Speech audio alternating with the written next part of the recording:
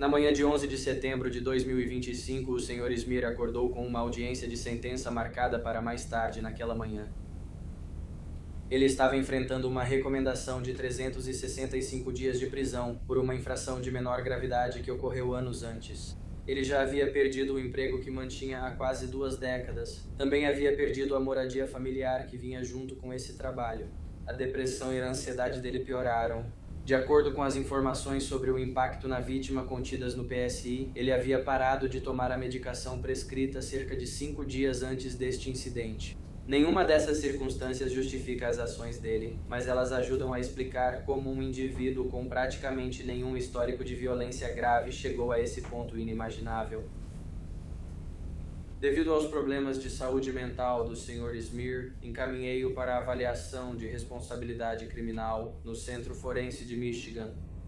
A doutora Ashira Oliver, do Centro Forense, e o Dr. Michael Bransky concluíram que o Sr. Smir não atendia ao padrão legal de Michigan para a defesa por insanidade.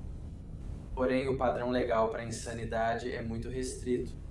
Afirmar que alguém era considerado imputável no momento do crime não quer dizer que estava mentalmente saudável. São questões distintas.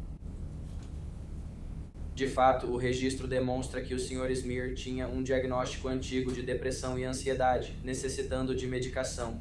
E até mesmo a declaração de impacto da vítima da Sra. Smir reflete sua crença de que o que ele experimentou foi o que ela descreveu como um surto psicótico, dizendo que ele entrou em colapso sob as pressões esmagadoras que estava enfrentando. Ela afirmou acreditar que prisão perpétua pode não ser adequada, pois ele não estava em seu juízo perfeito. Isso não é justificativa legal. A lei exige prisão perpétua, e o Sr. Smir sabia disso ao se declarar culpado. O Sr. Smir carregará as consequências da manhã de 11 de setembro de 2025 pelo resto de sua vida, independentemente da sentença imposta. Ele sempre lembrará que causou a morte do próprio filho. Todos os dias ele saberá que Bentley, Aiden e Brandy terão que conviver com as consequências do que aconteceu. Todos os dias ele saberá que Kingsley talvez nunca mais volte a andar por causa das ações dele. Eu digo talvez porque acredito no poder dos avanços médicos. Sempre há esperança. Nenhuma sentença de prisão supera essa dor emocional. A pena obrigatória na primeira acusação limita a decisão deste tribunal sobre a condenação por homicídio. Reconhecemos essa realidade. Meritíssimo, acho que a única questão que gostaria de, pelo menos brevemente, trazer à atenção do tribunal aqui é que há uma recomendação de continuidade da ordem de não contato com a Sra. Smir e as crianças neste caso.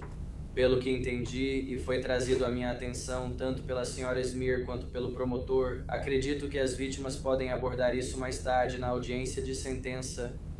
Peço ao tribunal que mantenha a mente aberta sobre a proibição de contato, considerando o posicionamento das vítimas. Obrigado. Obrigado, Sr. Kelly. Senhorita Donald. Você tem o número das vítimas nomeadas que também apresentarão declarações de impacto das vítimas ao tribunal? Com certeza. Obrigada.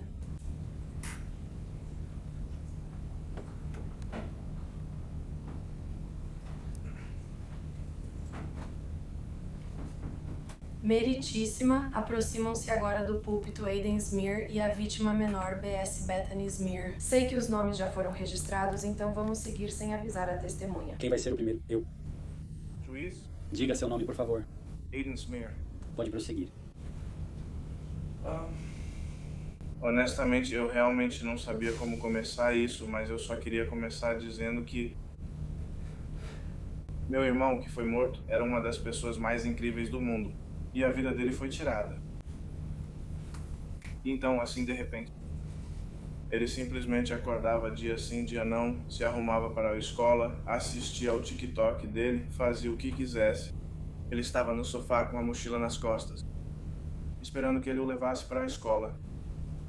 E ele conseguiu se aproximar dele, apontar uma arma para ele e puxar o gatilho. E essa era a música favorita dele. Isso simplesmente não faz sentido pra mim, mano. Essa era a sua música favorita. Representava tudo para ele. E ele conseguiu simplesmente fazer isso.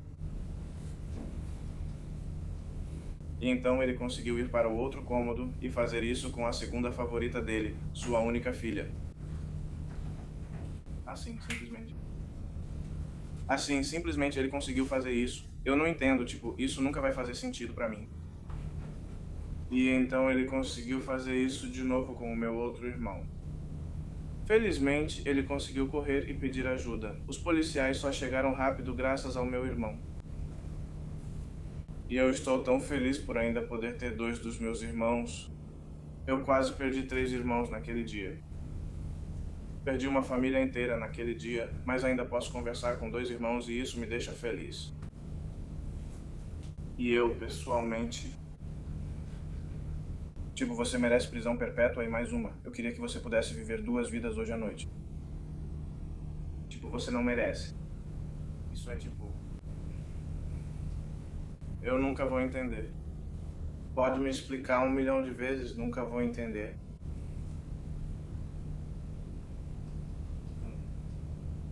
Coisas de saúde mental. Tipo, a saúde mental dos homens não é falada o suficiente. Eu sofri com isso. Eu tive depressão e ansiedade. Eu procurei ajuda. Eu me afastei da minha vida pessoal e procurei ajuda. Eu comecei, fiz tudo, eu ouvi as pessoas, procurei a ajuda que precisava. Olha onde estou hoje. Estou muito melhor do que estava naquela época. Não estou dizendo que todo mundo é assim, mas... Esse não é o caminho certo para lidar com isso. Não existe desculpa aceitável para a saúde mental, aconteça o que acontecer. Todos aqui já enfrentaram questões de saúde mental. Ninguém fez o que você fez aqui. Nunca. Então... Sim, senhora.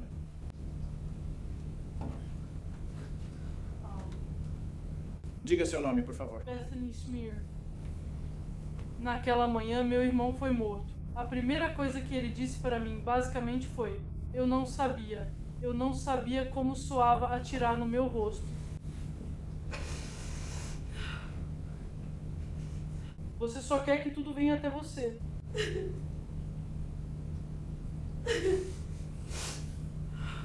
E pode chorar o quanto quiser, não vai mudar. Obrigada. Você aleijou minha irmã. Você matou meu irmão, seus próprios filhos, que você ajudou a vida inteira só pra matar. Só pense nisso. Você só quer que tudo venha até você. Obrigado. Se houver outro Smear também presente na sala do tribunal, essa pessoa pode depor neste momento. Eu não tenho. Obrigada.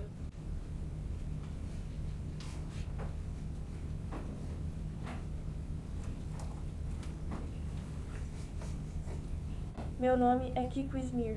Eu gostaria de dizer que ele era um bom pai. E eu acordei naquela manhã sem saber o que ia acontecer. Acordei pensando que seria um dia normal e que iríamos para a escola. Mas acabou sendo um dia difícil e horrível. E ele era um bom pai. Ele não queria impedir que ele conseguisse. E então ele foi acusado de algo. E depois perdeu tudo. Ele tentou buscar ajuda e pediu ajuda. Porque ele disse que ouvia vozes e ninguém ajudou. E desde que isso aconteceu, nada foi feito. E ele pediu ajuda e ninguém o ajudou. Não faz sentido. E ninguém nunca vai saber por que ele fez isso. Ele era o único que eu tinha. Era meu melhor amigo. Mas ele decidiu que iria machucar os próprios filhos por algo que ninguém entendeu o motivo. Ele era um bom pai e uma boa pessoa, mas teve um surto mental sem explicação. Naquela manhã, acordou os filhos e cometeu um ato de violência. Ele matou um dos filhos no sofá, foi bem atrás dele e atirou na cabeça dele. O menino estava com uma mochila nas costas. Ele estava pronto para ir para a escola. Ele sempre estava pronto cedo de manhã, mas meu pai decidiu que ia lá e atirar em 3 dos filhos porque não tinha ninguém para culpar. Todos nos arrumamos. Ele entrou no meu quarto, acordou a mim e a Ellie e disse bom dia. Fomos, voltamos, coloquei meu suéter e estávamos nos arrumando, ainda acordando. Ele então decidiu atirar em 3 de nós primeiro, enquanto estávamos no quarto. Ele simplesmente atirou na gente sem motivo. E ninguém entende por que ele fez isso. E ele simplesmente fez o que estava fazendo. Ele estava discutindo.